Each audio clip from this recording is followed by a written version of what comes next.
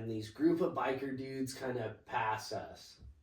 And so we go and eat, and I was a little kid, so I got clam chowder, and it came with all these pieces of bread. Okay. And I made, and it was free butter, so I made a little chopper as a little kid, and the store owner actually ended up keeping it, and that's right. I don't know if they closed down shop, but somewhere along the coast there might be a little bread chopper.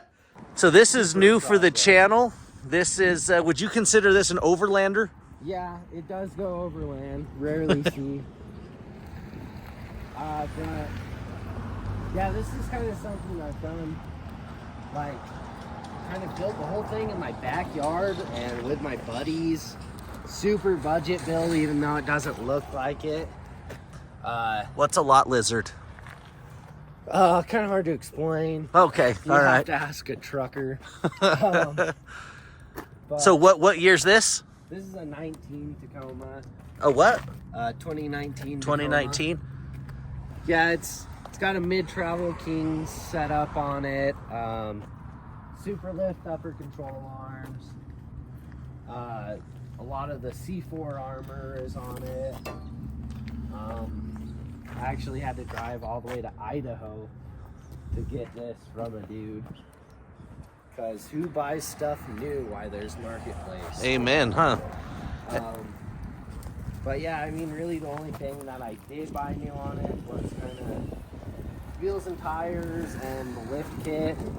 And obviously where I had to trim the whole fenders with the C4 oversized tire kit. And I kind of hate to show you the inside of it. It's super busy this week. We don't judge anybody on Shop Talk. But what in the hell's all that garbage? Oh God. But I kind of custom fit up these PRP bucket seats. Yeah, those are rad. Chloe got me this shifter because, you know, gotta have the long one. Yeah. But it's fun. I mean, I kind of just a daily driver. We go everywhere in it. We've been through pretty much the whole west side of America as of last year, except for California. Very cool. Yeah, I mean, it's good to kind of hop out on the weekends. Yeah. And then that's a tent up top, right? Yeah, it is a tent. It's a huge tent. I got this. This is a food grade cutting table right on the truck bed. Oh, that's pretty rad. Which is cool. And then a little drop down table that comes off of the back. 37s and 37s? And you just got these 35s. I know, I can't stop going bigger. Do you have to do a bigger lift kit? No, so I'll probably still stay with the same one. There'll be more cutting for sure, and but we'll be able to fit 37s with pretty minimal chopping. Not sure if I'll have to cut through here and cut this bumper that was super fucking expensive, but this looks great. yeah, it's a good truck. Yeah, and it's new for the channel. We've got some overlander stuff now, everybody. All right, so tell us about the bike. Just a good old chopper built in someone's basement in the 80s. So this is Survivor. Yeah, it is, as you can tell from where it's been chipped away and welded and brazed and 4 different processes. And What year is it? it is a 71 Triumph, stamped right there. Oh, they sure a did. 650. It's pretty cool. I got it from a dude up in Logan, and he bought it from a guy that had it in his shed from 75 maybe. Some crackhead just walked by and was screaming at himself, so. Yeah, nothing out of the ordinary here. And it's a kickstart only? Yep, kickstart only. Okay. Kind of haven't done a whole lot to it. Had to throw some new carbs on it, rejet it, Got to put a new tire on. But with a Survivor, you really don't want to do too much to it, you know? No, yeah, it looks good right now. Maybe a few things I would change. The wiring's a huge headache, because with it being a Survivor, you know, it has really good wiring. And actually, with this bike right here, everybody, we're going to be doing the seat on it down at B Diamond Leather. And this bike will be at our booth. It's actually a really cool Survivor. So if you want to see it, come to our booth at the Party at the Pin show this year for 2024. It's scary fast at about 45, so I love it. Hell yeah. So what are the plans for the van? Plans for the van is kind of scattered right now. I bought it just kind of as a forward for Chloe to have it, and she'll buy it back for me. It's kind of her project. I'm not sure what she wants to do with it quite yet, but I got to get these wheels and tires off for sure. But So if there's any van guys out there that has some cool slot mags that are offset, or some Kragers that are offset, is that what you're looking for? It is. I'm looking for kind of a rake look on it. Starts really good. Killed the battery. I left the lights on. That sucks. But it's cool right now. I mean, Yeah, no, it's a pretty rad van. I like it. It has a lot of potential to be something more than it is. Oh, for sure. yeah, no, it has potential to be super rad for sure. Sitting here with Olin Jones in his house, and we got to take a look at his cars and his truck and his van. Well, I guess not cars, but his van and his truck, and then his chopper. But now we're going to chop it up with him. This is the important part of Shop Talk. Okay. This is where we get to know you. And so, quick side note. Olin has been seeing my oldest daughter, for how long? Almost 2 years. They have this rad little place here in Ogden, and it's pretty cool. There's everything from like punk rock stuff, hot rod stuff, skateboard stuff, van stuff, art. I mean, kind of a little bit of everything in here. Yeah, definitely. I mean, you gotta like always find something new and keep doing fun stuff. Yeah, I mean, and a bunch of rad vintage stuff. yeah. Chloe picked out all the furniture, so. Yeah.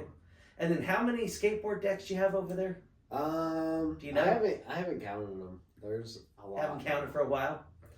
That's all right. Well, Well, just keep getting them. Every time I see it cool, and I'm like, oh, I could put that up on the wall, and then never put it up on the wall. And it sits over in the corner Yeah. forever. well, and Olin he's a pretty damn good skateboarder. He's a good dude. He is into a lot of rad stuff. Same with my daughter. But let's get to know you. Tell us a little bit about yourself. Well, like you said, Olin, born and raised in Ogden, Utah.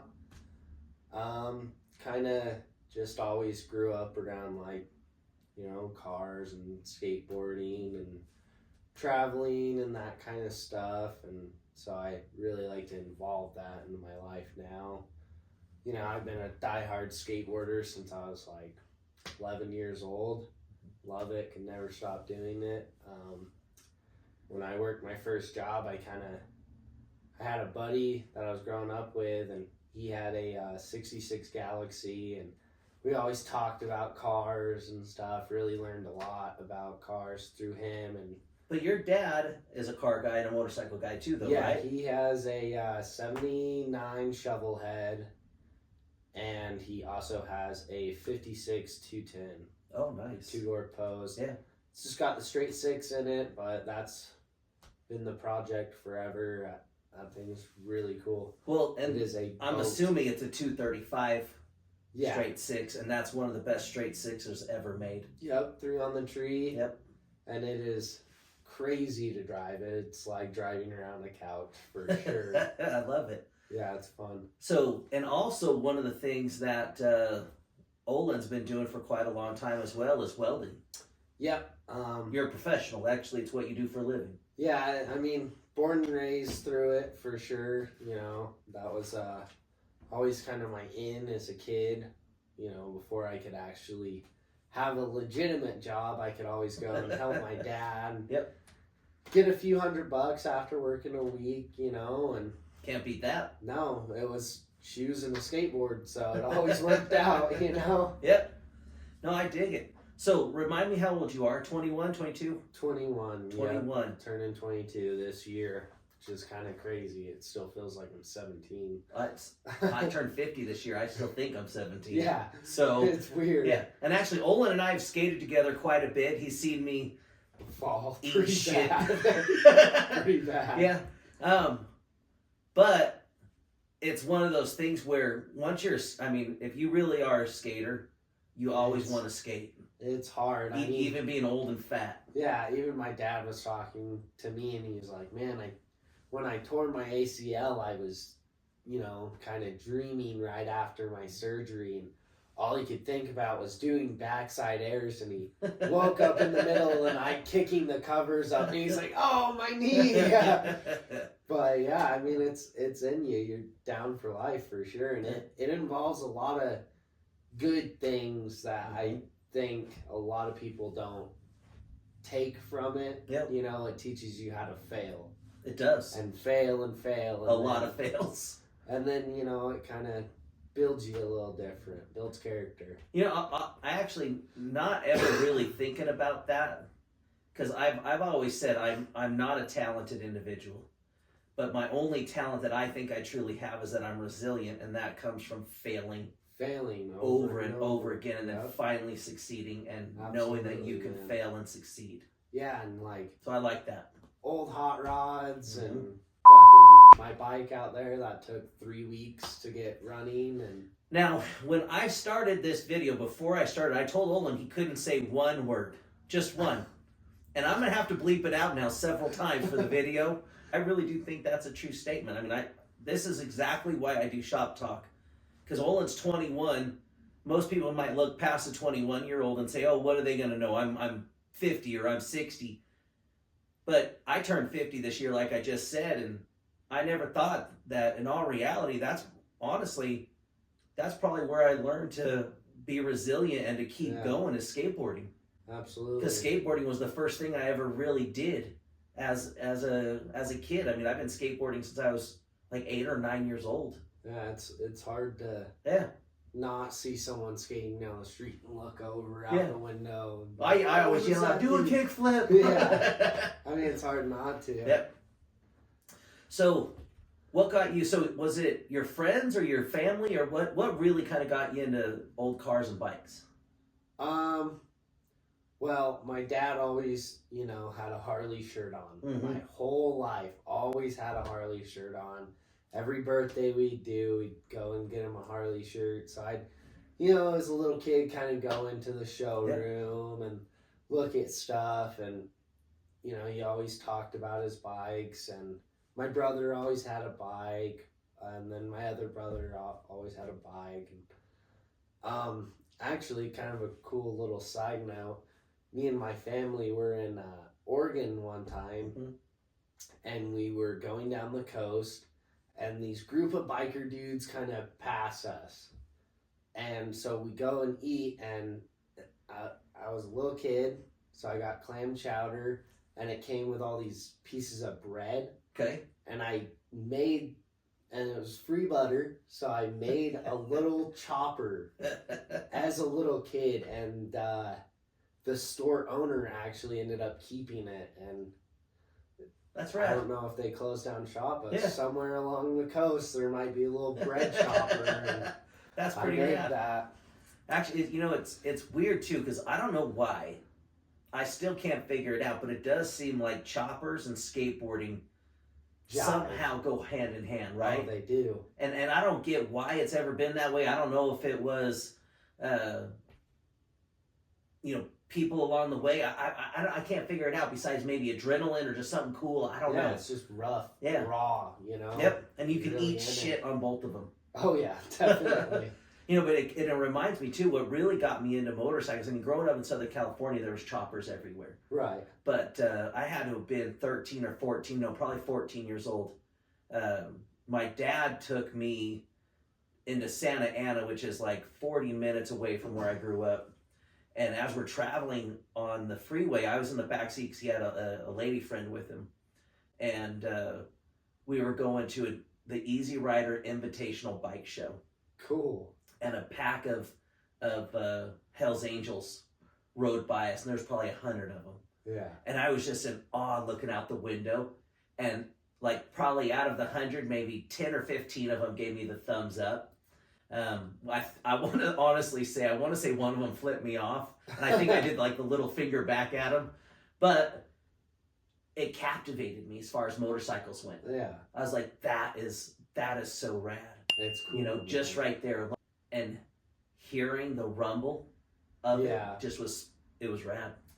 And that's kind of the biggest thing is like, you know, I owned that Dyna for a little bit and it was cool and you know, but I always just kind of like wanted something a little more like raw and like, you know, not like, I'm not a huge performance dude. I mean, even the way I skate, I don't really skate for performance or more so just kind of what feels good, you know, and what makes you happy. And, you know, choppers have always done that to me even since I was little, and I went out after my first job and I bought this old 75 Camaro with a 355 in it. Mm-hmm. Turbo 350, slap shift. It was super fun, you know, geared super low. It was so slow. I mean, but it was cool. Yeah. And then it kind of just broke me into the scene, and I was always looking at, you know, raked out hot rods with the big shackles like they did in the old days, and, you know, big matty dudes on choppers with a huge rake on it, just ridiculous 10-foot front ends and stuff. And well, and when I first met you, you did have kind of like a muscle, like an 80s style muscle car. I mean, that was the appearance, but I don't think it was from the 80s. No, it was a 74 Dart, and that's right. I ripped off the front bumper because the emission bumpers are horribly ugly. Mm-hmm. I was gonna do a front clip on it from a Duster just because I think Duster front ends look a little better. But as most of the projects went, I just kind of got sick of it, did all the burnouts I could, and then I was like, all right, time for something new. And, you know, you kind of always got to sell something to get something. I understand that. I did that for a lot of years. Yeah, it's, and you know, times are kind of tough right now. It's hard to kind of save up money to buy something nice. That's true. No, that's the truth. A lot of experiences at 21. Right. I mean, just on adventures alone, right? Yeah. And so, but with that being said, my very first question to you is, if you could go back in time and talk to your 9-year-old self, what would you tell your 9-year-old self? I mean, I'm pretty content right now. I'd say just let it go with it, you know, wherever life takes you. Even if it's through a different route than I've gone now, I mean, hopefully it's for the better. Yeah. My parents raised me pretty good, so I feel like I have a good head on my shoulders. Oh, I dig that. You definitely seem like you do, or I wouldn't let you date my daughter. Yeah.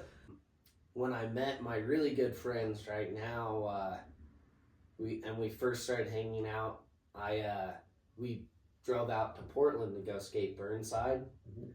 So we're driving out there, and you know, this is my first kind of big road trip with friends, and so we drive 10 hours maybe right into a little town outside of Portland, and we park my buddy's van, we get out, we set up our tents in this public park, as one should. Yes. When, you know, when in Rome. And kind of was just going to go sleep, and I was like, cool, you know, be in Portland tomorrow, get to skate Burnside all day. And then just kind of see this orange light through the tent, and it's me and my buddy Joe. And kind of get this person run up, and they're like, hey, get out. And we're like, oh, fuck, we're getting robbed. This sucks. Yeah. So, you know, we grab our skateboards, open it up, and it's some old lady. And this RV is on fire, like right across the parking lot.